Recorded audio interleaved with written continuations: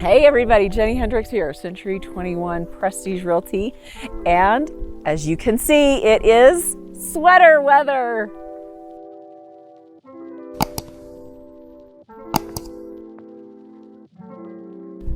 Welcome back to our YouTube channel. I am really excited. This is a really special treat because one of my very favorite seasons of all is the fall. Fall in southern Utah is spectacular. Let me give you some information because you're going to want to take note of this, put it on your calendar. You will notice that as the weather starts to cool, the area around Cedar City puts on this very impressive and dramatic display of color. The southern Utah area around Cedar City is actually rated one of the top 8 unique destinations to view fall colors. Did you know that? I think that's cool. So there's just a lot of really scenic drives in the area, lots of places to go leaf peeping, lots of different elevations where you'll see different colors at different times of the fall. And of course, you get that beautiful backdrop of the red rock.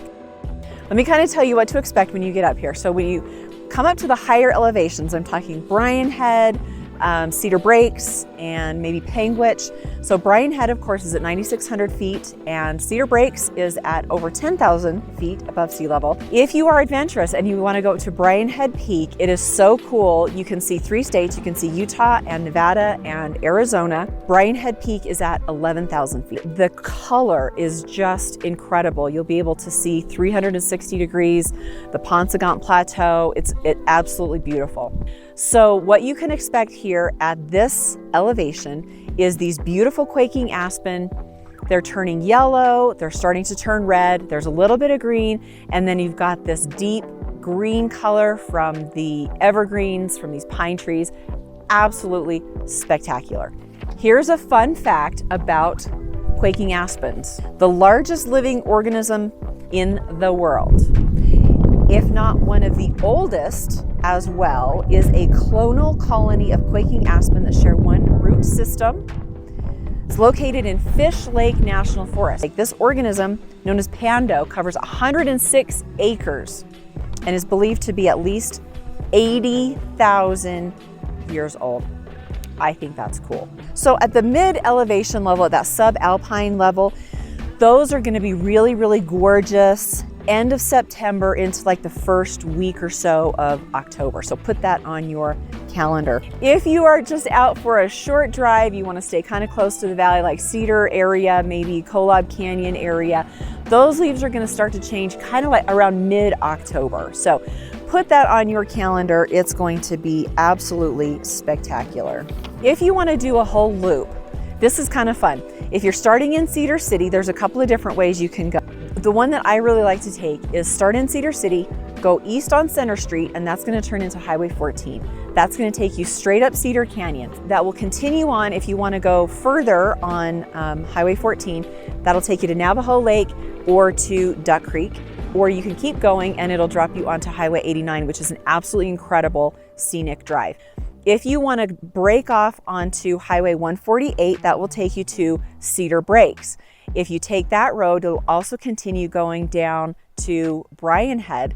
That'll loop you in through Parowan, and then from Parowan you can take I-15 back to Cedar City. Take your time, stop, look at all of the beautiful colors. Make sure you bring your camera. There's a lot of people that will come up and take family photos. It's absolutely amazing. I hope you'll make time in your schedule to come and check it out.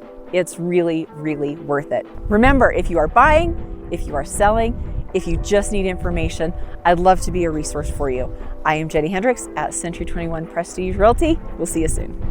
That will turn an absolutely brilliant red. It is spectacular.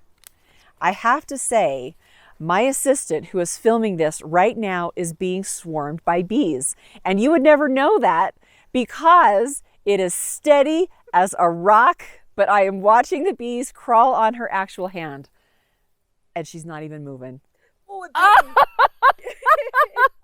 okay, she got bit by a bee.